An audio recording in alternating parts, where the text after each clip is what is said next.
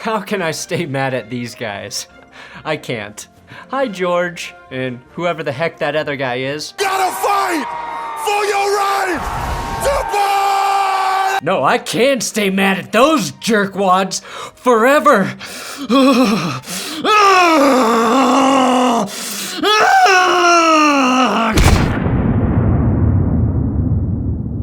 So, now we know the 49ers and Chiefs will play in the Super Bowl in 2 weeks. What happened the last time these two teams met? Oh yeah, COVID. Way to go, NFL scriptwriters. Really tempting fate, aren't we?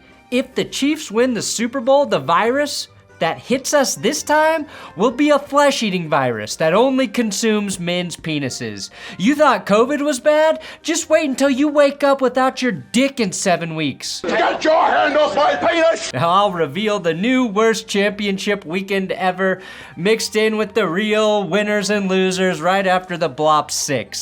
Usually it's 10, but there's just not enough blopping with 2 games, you know? Blop 6? Watching 2 elite defenses totally forget how to tackle? That's like watching Joey Chestnut forget how to put food in his mouth. Blop 5, new rule. If an NFL official's voice cracks while he's announcing the penalty, Tony, offense number 4. It'll be 1st and 10. the penalty is offset, negated. Replay the down, and instead of a commercial break, we get a live look at the official drinking hot tea with honey. Blop 4, the Chiefs really have become the villains. I like to be the villain a little bit. But we are literally watching them morph from Anakin Skywalker into Darth Vader. If you recall this last offseason, the big story was Chiefs superfan, Chiefsaholic getting arrested for allegedly committing a ton of successful bank robberies. The Ravens, well, they play at M&T Bank Stadium,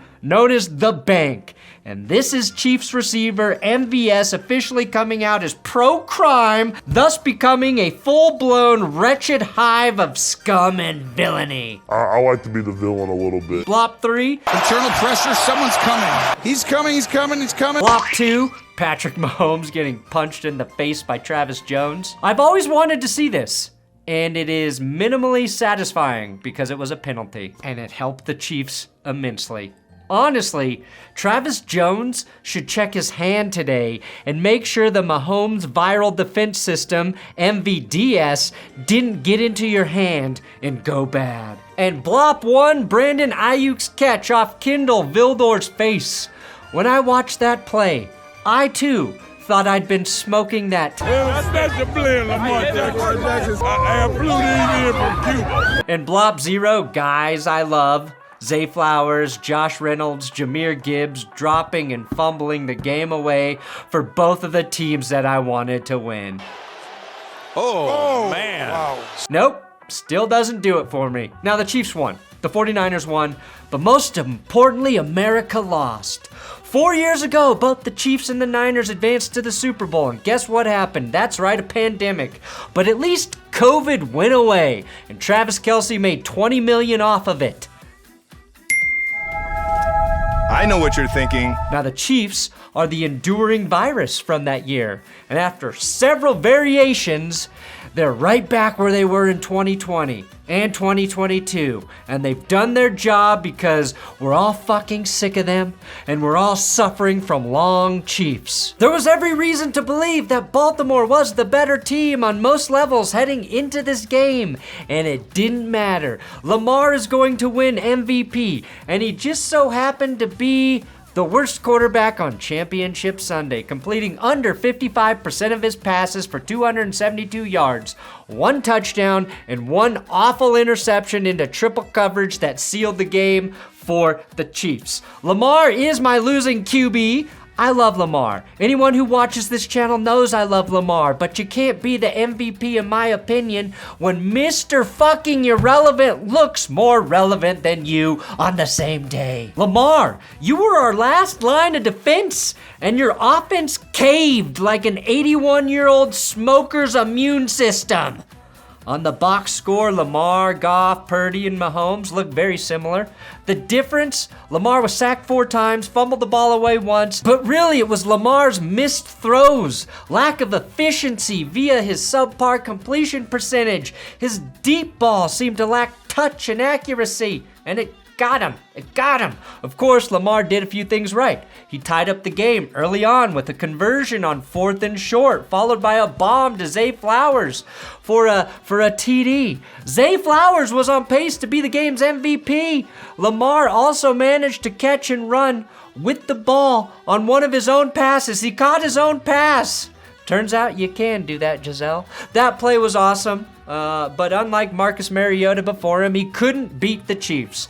And he might have had an extra touchdown pass on his stat sheet if Zay Flowers hadn't fumbled the ball inches before crossing the goal line. And not even seeing Mahomes getting punched in the face could make me happy. But even when things go wrong, you have to expect more than 10 points from the league's MVP. He looked hesitant, indecisive, and even surprisingly slow at points in this game. Looking back at the play calling for the Ravens offense, it's shocking. They managed to do an inverse Greg Roman or some shit, and the fact that John Harbaugh just sat back and watched is a tough pill to swallow, and I'd like to swallow a lot of pills today. How does any coach with that much experience allow that to transpire during the game? Lamar threw the ball 37 times, and he also carried it on 8 different plays.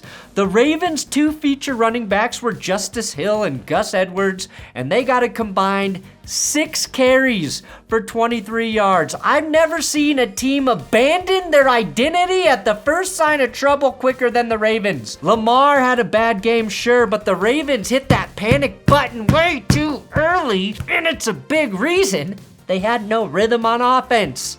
As bad as the Zay Flowers fumble was at the goal line, when Lamar could have emerged as the hero a series later, he underthrows this ball into triple coverage. The double whammy of quarterback sins, bad throw and bad decision. I would have loved to give the refs the F the refs coffee after that play and missed grab on Isaiah Likely, but I do not want bad throws to be rewarded in the NFL. And as a reminder, only 2 days left, the month of January, to get 50% off your subscription order for your first month. Code 50OFF at benchwarmerbrew.com. It's still delicious coffee, even if we can't blame the refs this time. It's still really good. Now, the Ravens defense started out shaky and eventually found their footing. This game is already being labeled as a vintage performance, but I will have you know that the Chiefs scored exactly 0 points in the second half of this game and still won by a touchdown. Patrick Mahomes is being crowned a hero for his performance. But if Kansas City lost that game and the Chiefs still scored 0 points in the second half, he'd still be crowned a hero. Mahomes could probably slander Taylor Swift and get away with it. He's on that level. I like to be the villain a little bit. The player of the game for the Chiefs was defensive coordinator Steve Spagnuolo, Spags, who, beginning in Super Bowl 42 against the 18-0 Patriots, has always found a way to scheme against the favorites. The Chiefs found the best defensive coordinator on earth, and they know he's not going anywhere because he already had his head coaching chance, and he failed. The Chiefs' offense punted on 5 straight possessions in the second half, and it not once felt like they were in any danger of losing this game. And not even seeing Mahomes getting punched in the damn face can make me happy. Winning back from the dead, the Chiefs ball catchers, Travis Kelce, MVS. Mahomes was Brady-like efficient in this Chiefs win. And while what he did wasn't flashy, he spread the ball around the field and watched as his guys didn't betray him. Andy Reid may be given the Medal of Honor for making an allegedly healthy Kadarius Toney inactive.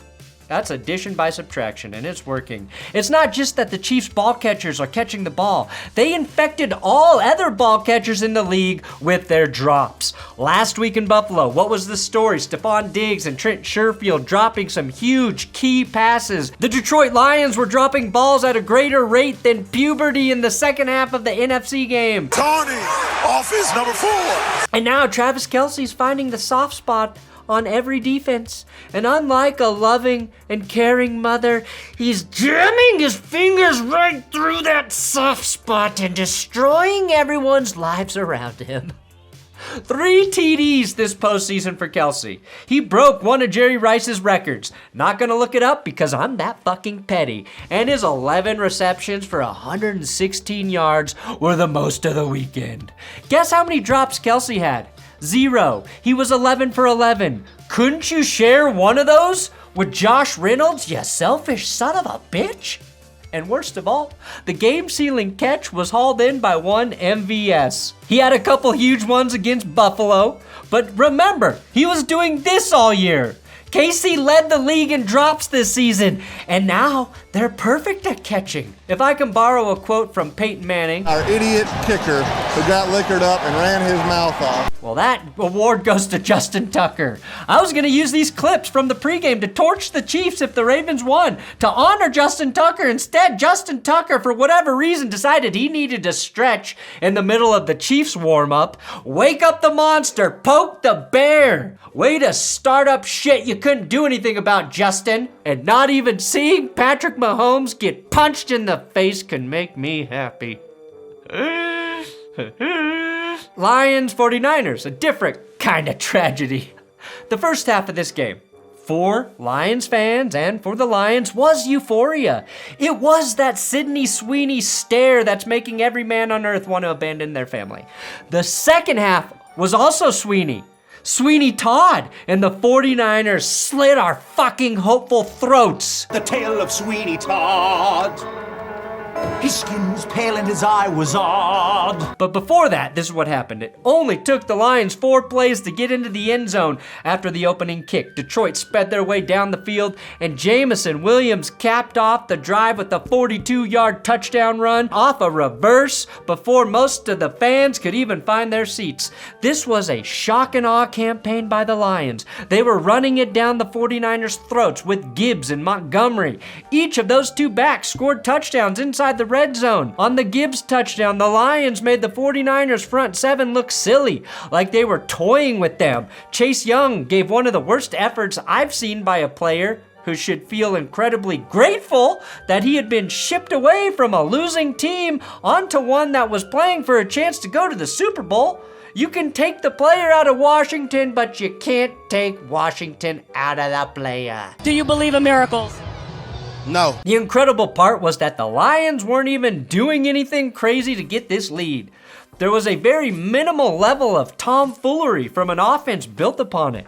All week we heard about how the Lions should be terrified to attack the middle of the field because the 49ers are incredible on the second level.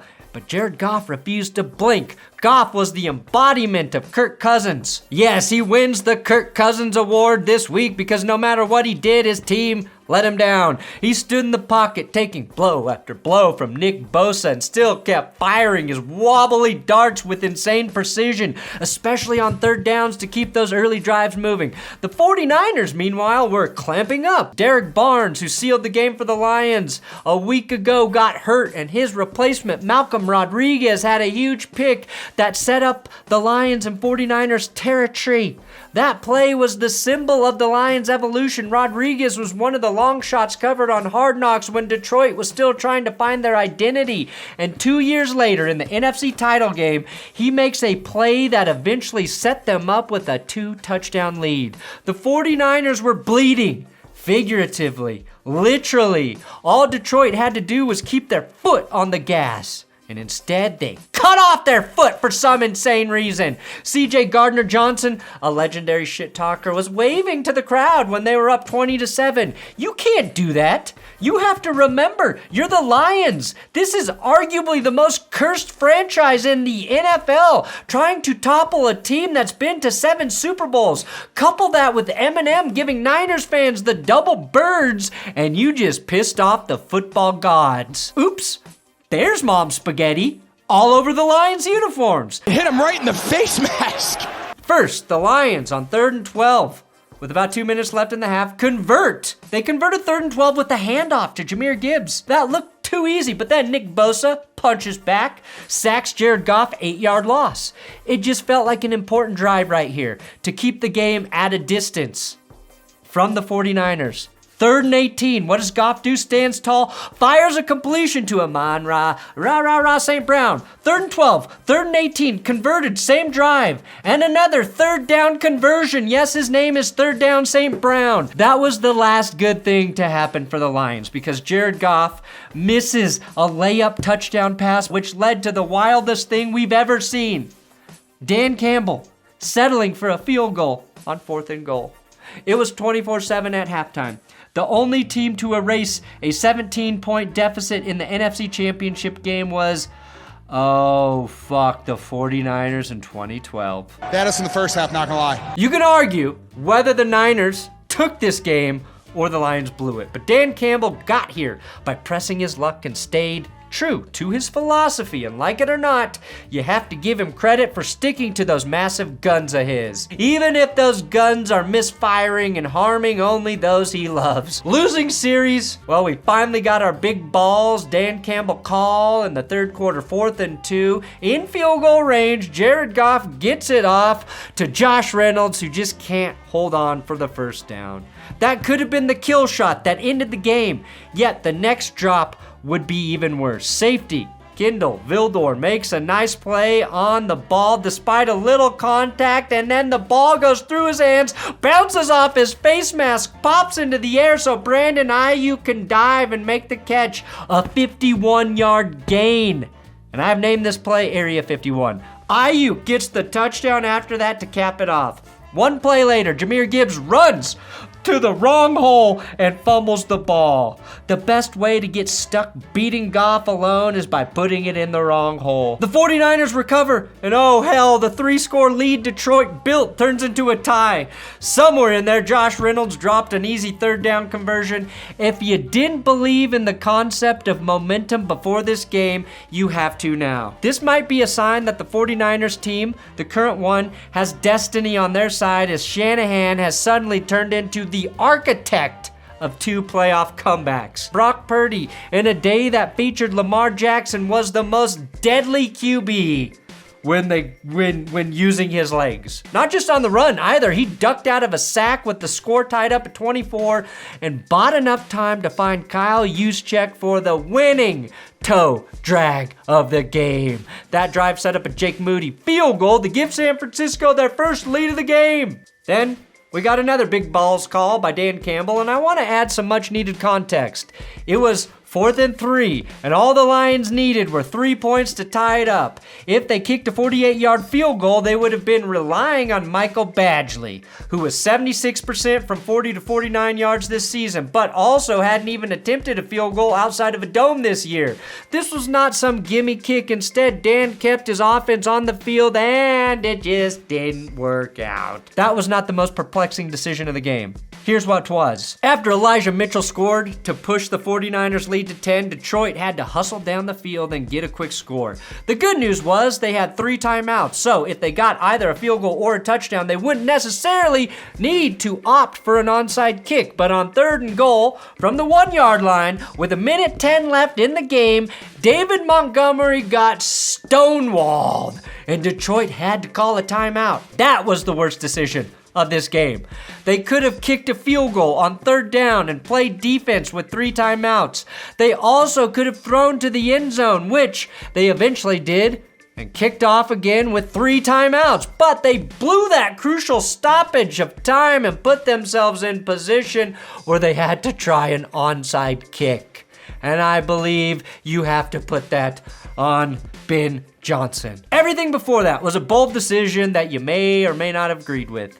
This was just silly. Dan Campbell told his team after the game that there's no guarantee they get back here, and he's right. They're going to get every team's best shot next year. You got to get your heart ripped out, which we did. They're going to have to defend the crown without actually getting the crown. They'll have to adapt to life without Ben Johnson. The Packers should be better, and the NFC may not be as wide open next season. The only way to get back here is to get better, and their best chance to get over this hump is to make sure this game is played in Detroit next year. But for a fan base that hasn't been this close to the Super Bowl ever, every second half mistake will live in their heads for eternity, or at least until they finish it off and get over this hurdle. No one wants to hear it after that heartbreaking of a loss, but this Lions team was a success, and their window is still open.